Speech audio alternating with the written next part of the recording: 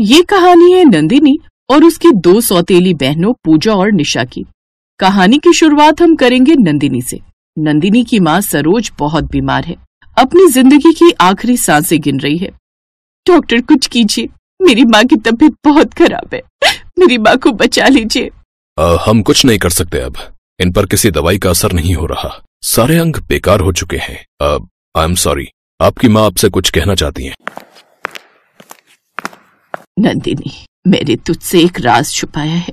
तेरे पापा शहर में रहते हैं। शादी के समय उन्होंने मुझसे एक सच छुपाया था कि उनकी एक और पत्नी और दो बेटियां हैं जिनके साथ वो शहर में बस गए। तेरे पापा ने मुझे तो कभी पत्नी का दर्जा नहीं दिया, पर मैं चाहती हूँ कि तुझे बेटी का दर्जा मिले। तू अपने बाबूजी के पास चली जाना। ये हमारी शादी की तस्वीर और इस कागज पर उनके घर का पता है। इस दुनिया में उनके अलावा तेरा कोई नहीं है। मैं चाहती हूँ कि तुझे इधर उधर ना भटकना पड़े।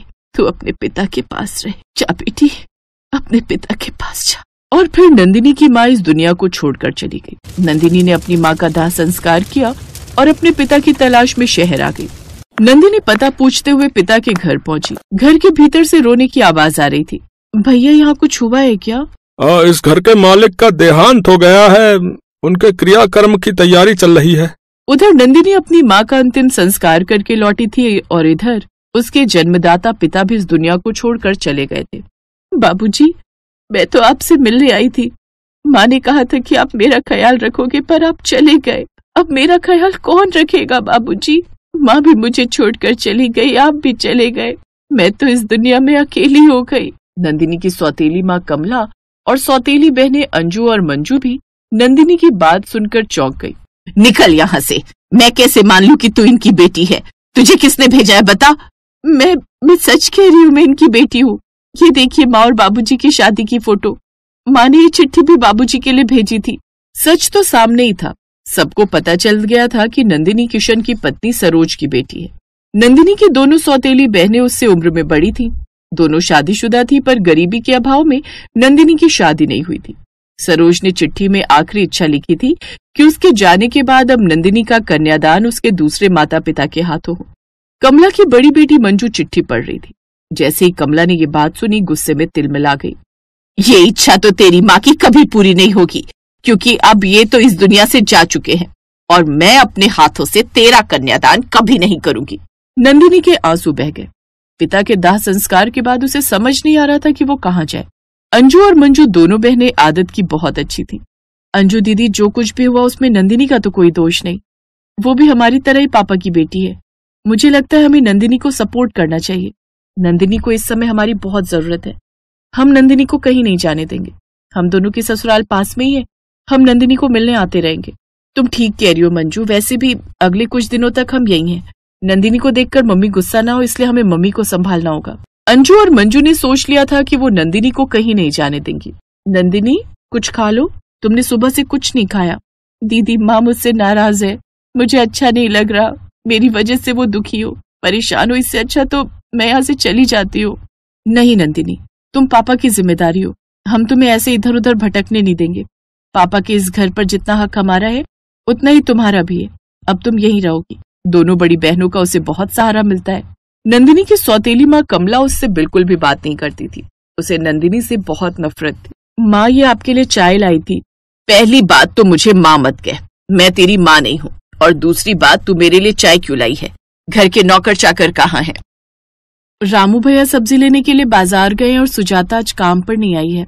हाँ तो वैसे भी तू भी तो इस घर की नौकरानी ही है। बेटी तो मैं तुझे कभी मानूंगी नहीं। जा यहाँ से, मनहूस कहीं की। नंदिनी रोने लगी। अंजू और मंजू सब देख रही थी, पर उन्होंने सब कुछ वक्त पर छोड़ा हुआ था। एक दिन घर पर कोई नहीं था। अंजू और मंजू अपने अपने ससुराल गई हुई थी। नौकर भी छुट्टी पर थे। अचानक कमला की तबीयत बिगड़ गई। उसका बीपी हाई हो गया। दवाई खत्म हो गई थी। मैंने कहा था रामू को मेरी ब्लड प्रेशर की दवाई ला देना। नाश्ता कर चुकी हूँ, पर ब्लड प्रेशर की दवाई खत्म हो गई है। मुझे तो चक्कर आ रहे हैं। कौन ला कर देगा दवाई? अंजू मंजू दोनों फोन नहीं उठा रहे। हे भगवान, मेरा तो सिर घूम रहा है। माँ, मुझे बता दो कौन सी दवाई लानी है, मैं ला देती हूँ। नहीं, मुझे तेरे ऊपर विश्वास नहीं है। क्या पता तू मुझे मेरी दवाई की जगह कोई जहर की गोली दे दे और जान से मार दे। तेरा क्या भरोसा। तू तो यही चाहती है कि मैं मर जाऊं और तू इस पूरे घर पर तेरा राज हो जाए। नहीं माँ, ऐसा कुछ नहीं है। आप मेरे बारे में बहुत गलत सोच रहे हो। मैं ऐसा कभी नहीं चाहती माँ। आपकी तबीयत खराब हो रही है, मुझे बता दो कौन सी दवाई है, मैं जल्दी से ले आती हूँ। कमला ने नंदिनी को दवाई नहीं बताई और अचानक कमला बेहोश होने लगी। कमला के हाथ में दवाई का खाली पत्ता था। नंदिनी ने दवाई का खाली पत्ता हाथ में लिया और दवाई लेने के लिए भागी। उसने बाजार में लोगों से मेडिकल की दुकान पूछी और दुकानदार के पास पहुंची। दुकानदार ने दवाई दी और पैसे मांगने लगा। दवाई का पत्ता 150 रुपए का है। भैया अभी तो मेरे पास पैसे नहीं है, मैं अभी थोड़ी देर में आपको पैसे दे जाऊं। माँ की तबीयत बहुत खराब है, उन्हें दवाई दे दूंगी तो उन्हें आराम पड़ जाएगा, उसके बाद मैं आपको पैसे दे जाऊंगी। मैं आप पर कैसे यकीन कर लूं? मैं तो आपको जानता भी नहीं हूँ। ऐसे अगर मैं रोजाना किसी को फ्री में दवाई देता रहा तो फिर तो मेरी दुकान चल गई। यहाँ ऐसा नहीं होता है। तो एक काम करो भैया, मेरी ये चेन है, चांदी की है, आप इसे रख लो। इसमें मेरी माँ की फोटो लगी हुई है, इसे किसी को देना मत। जैसे मैं पैसे लाऊंगी आप मुझे मेरी ये चेन दे देना। रख लो भैया प्लीज। नंदिनी ने चांदी की चेन जिसमें उसकी माँ की फोटो का लॉकेट था भैया के काउंटर पर रखी और दवाई का पत्ता लेकर भागती हुई घर आई। उसने फटाफट से कमला को बीपी की दवाई खिलाई। कुछ देर बाद कमला को आराम आया। इतनी देर में अंजू और मंजू भी आ गई थी। कहाँ जा रही हो नंदिनी? वो दवाई वाले भैया से माँ की दवाई ली थी ना, तो अपनी चांदी की चेन दे आई थी। पैसे नहीं थे, उसमें माँ की तस्वीर है। ज्यादा देर अपने से दूर रखती हो ना तो ऐसा लगता है माँ मुझसे दूर है। अंजू मंजू देख रही थी कि नंदिनी ने आज उनकी माँ को बचाने के लिए अपनी चांदी की चेन जिस पर माँ की तस्वीर थी दवाई वाले को दे दी। दोनों ने सोच लिया था कि अब वो सरोज की आखिरी इच्छा को पूरा करेंगी। कमला जानती थी कि नंदिनी ने उसके लिए क्या किया है, फिर भी उसने अभी तक नंदिनी को अपनी बेटी नहीं माना था। कुछ दिनों बाद अंजू मंजू को एक बहुत अच्छा घराना मिल गया। लड़के वालों को नंदिनी पसंद आ गई। शादी की तारीख निकल आई, बस नंदिनी का कन्यादान करना था। मैं उस मनहूस का कन्यादान नहीं करूंगी, वो मेरी बेटी नहीं है। मेरी बेटियां तुम दोनों हो। ठीक है माँ, अगर आप नंदिनी का कन्यादान नहीं करोगे तो हम दोनों बहनें उसका कन्यादान करेंगी। हमारी बहन गरीब और बेसहारा नहीं है, उसकी दोनों बहनें जिंदा हैं। अंजू और मंजू दोनों बहनों ने नंदिनी को किसी भी चीज की कोई कमी नहीं होने दी। दोनों ने नंदिनी को अच्छे अच्छे कपड़े और गहने खरीद कर दिए और शादी के समय दोनों बहनों ने अपनी बहन का कन्यादान भी किया। हमेशा खुश रहना हमारी प्यारी बहन, हम दोनों से जितना हो सका हमने किया। आपने मेरे लिए बहुत कुछ किया है अंजू दीदी, आप दोनों मेरी सगी बहनों से भी ज्यादा प्यारी बहन हो। आप दोनों ने मेरा कन्यादान करके मेरी माँ की इच्छा को पूरा किया। मैं जानती हूँ माँ की आत्मा इस समय बहुत खुश होगी क्योंकि मेरी प्यारी दोनों बहनें मेरे साथ हैं। नंदिनी, हम जानते हैं तुम बहुत दुखी हो क्योंकि माँ ने तुम्हें अभी तक आशीर्वाद नहीं दिया, पर चिंता मत करो, समय के साथ सब ठीक हो जाएगा। हमेशा खुश रहना और हमसे मिलने आती रहना। कमला दूर से नंदिनी की विदाई देख रही थी, वो उसके पास नहीं आई। नंदिनी की दोनों बहनों ने ही उसका कन्यादान भी किया और उसे खुशी खुशी विदा करके सरोज की इच्छा को पूरा किया। नंदिनी जिसने बचपन से माँ को गरीबी से लड़ते देखा, पिता के प्यार के लिए खुद को तरसते देखा और फिर माँ के जाने के बाद अकेलेपन का सामना किया, आज उसे दो बहनों का ऐसा साथ मिला जिन्होंने उसका सिर्फ कन्यादान नहीं किया बल्कि उसकी हर कमी को अपना प्यार देकर पूरा किया। सरोज की आखिरी इच्छा को पूरा कर अंजू और मंजू ने साबित कर दिया कि जरूरी नहीं हर सौतेला रिश्ता नफरत से भरा हो।